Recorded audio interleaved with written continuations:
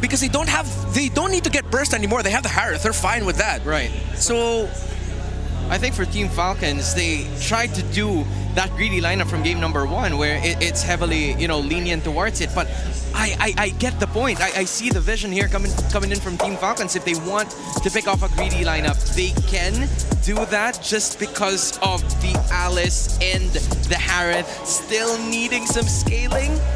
Yeah, I felt like that. I think that's the only way for them to be able to stop this. So we're going to pick up, you can't go Kaja. Are you forced to play Boxer Roam?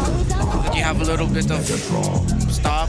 Matilda. Okay, Matilda with the Fred, with the Granger. Okay. Yeah. I call this old school, a little bit more old school, the sustain. Yeah. There needs to be a source of healing and shielding. Oh, it might actually be Angelo for Sanji. If it's not going to be anything offensive like the Selena or the Kagura, you go for defensive and utility, you pick up the Jella. You don't have to worry about an Esmeralda on the side of Falcons. You already see their lineup. An extra Angela means that you get a little bit more sustainability to match the shields that will inevitably be really good for Falcons and terrible for Liquid to go up against if they can't match the sustain.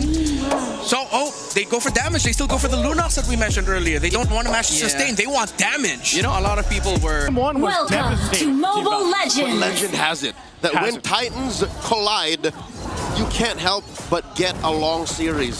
So game 1, that's true. That was just a taste. I'm here for the whole course. Okay. All right. I want to believe it too, man. You know, we're sitting at the table for this one. I will say this, though. Looking at the emblem breakdown, looking at the lineup that Team Falcons brought to game 2, I share the same sentiments with what our panelists said here. You know, one of the great things is the utility they have. They have Matilda locked in. This is much better for Super Marco. He's now got the Granger, so he's got some range to work with. And the telltale sign that you respect what your opponents brought in game 1, look at the absurd amount of purifies. I was going to say. I'm pretty sure if Flapteasy wasn't on an Arlet, he might have also rocked like a Purify if he was like a CC or something. Just a 4-man Purify, you know? Right? Yeah, because again, you can't put a Purify in your jungler. But that just shows you how important crowd control is to Team Liquid Philippines' MO is. You know, when they go into a match, they want to make sure that they don't just have damage. They have ways to dish out that damage efficiently. So you want crowd control, which they still have now in spades. And that's why I think, you know, the Team Falcons took what happened to them in game 1, and they're like, we're going to go in better prepared for it. So what better way to do that than have a Matilda with you in the hands of Ogun, which can help you be a little more versatile and mobile.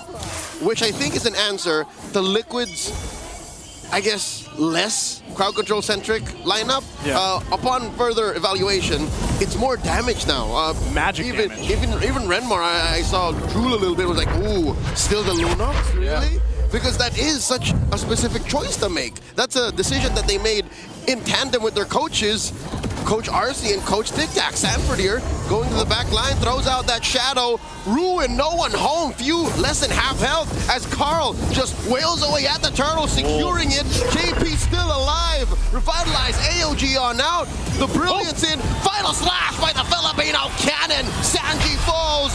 So does JP. Falcons clap back. Oh, they clap back. They do give up that turtle, one in the hands of Carl TZ, but good pickups here. Grabbing a couple of kills to put him on the board for Team Falcons. A much better start. And I got to say, a much better start just for Flap alone, man. Remember, he struggled on the Alice in game 1. Well, now he's got a double early kill on this Arlot, who's going to be very important for them as they get through this game. Already you can see how different Liquid's play is when they have less crowd control. They were playing on a clock there. They were counting the moments when they could get away with a turtle take, but Flap wasn't having any of it. They punished him hard for overstaying, because what are you going to do with an angry Arlot on you, man? Like, he is going to just sustain through the damage you were dishing out, especially in the early game. Yeah, now he's got the Fury Hammer off of that, so a little bit of extra damage and that penetration to go ahead and help him. So now, if they wait even for the next objective or they try to set something up in one of these lanes, Flap alone is going to be somewhat of a threat. Again, that fight was started off from Sanford deciding to go in on the Alice, popping that Throne of Ruin, and not be able to really catch anything. It was a delayed kind of counter punch, really, from Team Falcons to make it work there. So a great setup. It gives them a very minor lead to go ahead and work with. And mind you, they didn't even really have to use much of their utility. You know, they didn't have to pop all their purifies or anything like that. It's like they backed away from the game plan of Tlph. Nope. And they responded accordingly. Yep, they were very much aware of the turn. They planned for that. And that puts them up 1,000 gold. Liquid now trying to push him back out of their side of the jungle. Kyle TZ bullying his way towards a small camp steal. Yep. Tlph asserting himself. Traction ball thrown out by Few. There's a taunt by Tlph. JP accepts a good chunk of damage from Few with half health. Okay, again, though, a lot. I mean, if that traction pulse was used, it's more like if we could get something, great. If not, that's fine. Flask of the Oasis now picked up here, too, for Ogwin. And the second fight for this turtle, the second turtle of the game is going to be fought for. They're going to go and set things up. Sanford trying to be up that front again. He pops a throw over Ruin, goes in. Oh. Dashes on through, but answered by another final slash. Tlph secures a turtle. Oh. They're fighting back. Tlph goes down. There's a Zaman force. Oheb pushing them back. Down goes Flap. And just like that, Liquid are in the driver's seat. 2 free kills plus a major objective. They just dissipated that little minor lead, about 1K that Team Falcons had. They got themselves the second turtle.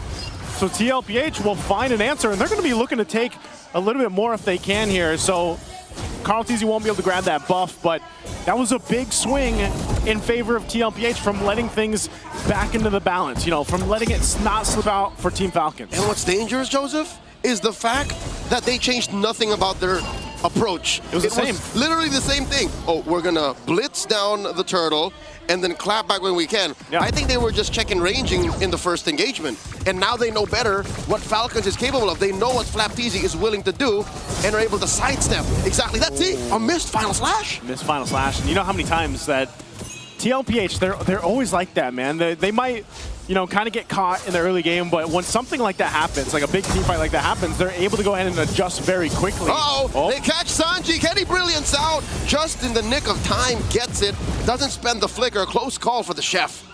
Great for him to keep on to the flicker, too. I was almost half expecting him to use it, but knowing the limitations here, once again, Tlph will go ahead and just set things up 30 seconds away from this turtle.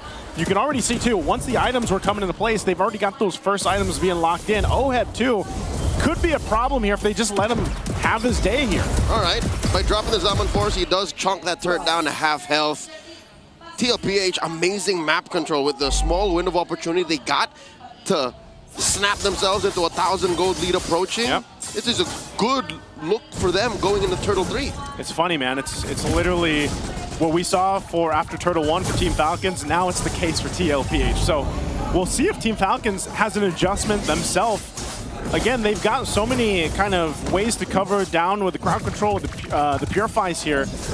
We'll see if they can actually take the last turtle of the game for them. Flap's going to be able to jump in, but it's Sanford leading that charge again. What can they do here? Traction pulse thrown out too. They're going to go. AOG coming in. Daddy JP, all eyes on him. Zaman Force thrown out as well. 3 go just as quickly. Few is up next. Didn't even get the Purifiers. Marco falls. Baby Cakes doing work. Ooh la la. And that was a stampede if I've ever seen one. Tlph just completely wrecked Team Falcons in that last turtle fight. It looked like nothing was going well for them, even though they burned the Purifies and everything else. Few didn't get the time to do it, but man, it just seemed like they didn't stand a chance in that team fight. It's a swing and a miss. You mid-block a low sweep by purifying into a lineup that has so much damage and just the right amount of CC to get it in. One more look at it, and look at this. I think Liquid just moved too fast that Falcons wasn't sure if should we go for the turn or the steal. Turn of the steal, and it was too late. It was a complete, like that is a stampede, man. That's what I'm saying. Like it looked like Team Falcons wasn't sure what they wanted to do in that team fight.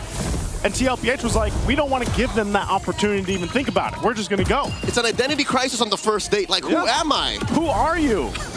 You know, and by the time you don't even realize it, the date's done. What do you want for dessert? Who am I? I'm back at home, man, you know? I'll tell you what, though, Tlph, it took them a little bit longer to get to this point, but it's more or less the same of what happened in Game 1. They've now got themselves a good, comfortable lead. They've got a couple items, you know, each member here, and you almost, I think this is going to be Holy Crystal for Oheb. Oheb has been nearly untouched. I mean, he's 3-0-2. I don't know if he's even used the Purify much. And that is a missed opportunity. Oh, no. Oh, no. Liquid. Bear down on a few once more. Force him back. Tlph just acting as the shield for Falcons as another throw of Rowan puts him down to half health. He's backing up. Down goes Flap. Flap sacrificed himself so the rest of Falcons can back off. Again, how many times can you do this? You know, how many times can you take the punishment if you're Tlph here? He had such a good start in this game, too. The double kill off in the early game, but now he's, you know, and you can't blame him. That's kind of his job. He's got to force himself into these situations where he's trying to get a final slash off to give them an advantage. You know what the hard truth is? Even if this went extremely well for Flap, he's not the one Falcons want to succeed. They want to put money on View. They want to put money on Marco. And that's not even happening. It's crazy how different even this Alice is working for Tlph in the previous game, man. And it's Sanford's not doing anything fancy. He's just pretty much like he hasn't died, that's one thing, but he's utilizing that flicker and that Throne of Ruin combo really, really well. That's zoning out Team Falcons. And, you know, trying to put the money on the right heroes here, on the right members, is that much more difficult when you got Sanford up in the front of it all. But looking at how Falcons is reacting to it, they have 3 Purifies. Yeah. So what 40 is doing is essentially canceling and negating these Purifies, which Like in turn, giving a Purify. yeah, like baiting a Purify, exactly. Yeah. So again, he just becomes a sexier Uranus. He's just literally standing around them, waltzing around, forcing a response, so the rest of Liquid can dish out the damage. Yeah, I definitely choose Alice any day over the Uranus. You know, that's going to be the case for, I think, a lot of the teams here throughout the playoffs. It was already the case for the end of the regular season, and now we're seeing it in the hands of Tlph. Oh, they're just limit testing here for Carl TZ. Again, wanting to get these shields, the Lord is going to go ahead and walk up on the top side. We'll get this Holy Shield down up top. Tlph finding themselves again with a massive lead now at this point, almost 10,000, nearing that 9,000 mark. Tier 2 turrets will fall, and these shields being held onto for Team Falcons. So they're going to have to figure something out quick here, Leo. They held on to that mid lane inhibitor. The shield there is going to stand for 1 more minute. That's wise for Falcons. I think they did the right thing. Because imagine if you even lost that resource. Imagine just by not touching that siege minion, you would have flubbed and got a free wave clear. Falcons are still in this. I think Falcons are still locked in. I'm thinking of ways that they could clap back. At least number 1, Marco isn't exactly starving. There is some resources coming into this Granger. Flap Easy, we talked about this so many times. You can miss 99% of your final slashes, but if inside your base you can wipe them out with that last one. It's that one. It's that one. Yeah, that one can change the course of the game. So Cope is alive. The Cope is alive, but I think in order for it to actually become a threat, they're going to have to get that, you know, the gold and the items over here on Super Marco especially, because yeah, crowd control-wise, you got that covered for Team Falcons. You got a lot of utility. You got to be able to go ahead and capitalize on that. And who is going to be doing that? Super Marco, and he's just not there yet. He was about 2,000 gold behind Oheb. So I think if you're looking at Team Falcons on how they can go ahead and maintain themselves into this game, it's really buying enough time to get Super Marco to the point where he needs to be. We've seen him do it before, man. Yep. So you can't count them out completely, even though this is a massive lead right now for Tlph, and they're taking just about everything they want. It's not impossible. Team Falcons and Team Liquid PH right now, because of this 10,000, 11,000 gold lead, are playing their own little sadistic version of Pac-Man. One of them is dodging, while the other is just moving around, trying to get resources and score up and close that gap. Liquid are doing this very, very disgustingly.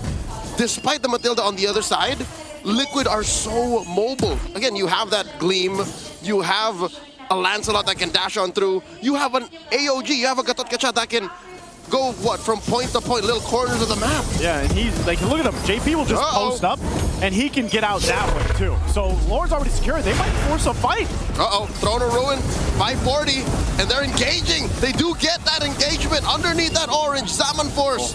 Not a good look for Liquid to overextend. Falcons back off. They do. They're going to go ahead and disengage from that, but that was all to get this Lord. Good thing, I will say this, Team Falcons held on to the Purifies. Yeah, a flicker was burned in that exchange. Flap doesn't have that, but they've got the Purifies ready. They have a little bit of time to go ahead and prep up for this Lord push up top. And Team Falcons, if you really look at this lineup, oh no, are they going to try to make a play? Okay, they did. Ogun did punch forward with that Circling Eagle, but they've got enough time to reset here and get ready for this base defense. Interesting pivot. Yeah. Suddenly turning over to Sanji when he was expecting to turn on Carl DZ. Yeah. But I guess they were just buying time, because look, Falcons are forced to Ube to even respond to anything Liquid is throwing their way. They do eventually get to this Lord. JP with the AOG, fighting underneath this tier 3. Not a good look. JP falls. Oh, they're going to be able to go. Now Sanji in trouble, takes a shot himself. enough, but Carl, they just want that turret. That's all they're going to be able to get. 2 for 1. Inhibitor falls in mid. Now Kyle, underneath Carl's blade, gets taken down to about half health. As they dodge out through the taunt, catches Carl. The Phantom Execution out. Oh, and that gave him enough space. Oheb was there to back him up with the Zaman Force, but it looks like that's all they'll get. That's what I'm saying, Team Falcons, man, imagine they're down 11,000 gold, but they actually were able to go ahead and defend into that. That base turret up top didn't go down. It was a 6v5, Joseph. Yeah. Lord fell even before Liquid knew that this was a real fight, and it was a matter of, let's just get that mid lane inhibitor. Since Falcon is forced to play together, they can't clear that wave. Liquid just decided we are collateral damage. Yep. JP falling, who else died? Sanji falling. Yeah. Like, that was the necessary trade for that mid lane inhibitor to fall. And that's, I think, is that just going to be one of the cases because of the lineup that they have where it's like, they have to throw some bodies at this lineup that Team Falcon has just to get some of these inhibitor turrets down. I'm guessing it is a one-time sacrifice, a one-time payment. It's not a subscription, Joseph. Just one time. Yep, you literally, Lifetime. you do that, it's lifetime. Yeah, you have access to it all the time because they have access to that mid lane all the time. Mid lane now. Oh, Sanford does jump in with a gleam, but again, you got to start respecting what this lineup from Team Falcons can do. I think even in a sense, you already saw the preview of damage that they're able to pump out if Tlph somehow overextends. Looking at the items though too, Super Marco, he's still, 1,000 plus gold behind Oheb, but you look at the items he's got, he's in a fighting position now on the Granger. He is, but it's not optimal. He has, what, 2 stacks on that Sky Piercer? Yeah, not much. All the while, Oheb is up, yes, 1,000 and change, but he hasn't even built his full arsenal yet. So that means he's going for the most expensive version of a gold lane mage. Yeah, he might as well. He's got a power spike incoming still. He's still got it. No. Oh, they dropped the Zaman Force underneath Kyle T. Traction falls thrown out. AOG from Daddy JP. And an Abrasive Wrath, not enough to keep Kyle alive. Look at the back line. Sanji finds few. And that'll be 2 for free. Liquid chasing down Daddy Ogwin. Who's your daddy? So far, JP is lording over all of Falcons as Sanji bites it. 2 for 1, the trade. That was an interesting trade, too. I know Sanji went down. He was there to zone out Super Marco into the base. This might give an angle for Tlph to get another turret. I'm not sure if they can end it, though. They might push for it. Uh-oh. Carl Easy underneath. Flap Easy doing his darndest to clear the wave. Divert attention away from Tlph. Ending the game. Oheb finds Super Marco. Zaman Force underneath the base. Flap Easy up next. And there's just the base left.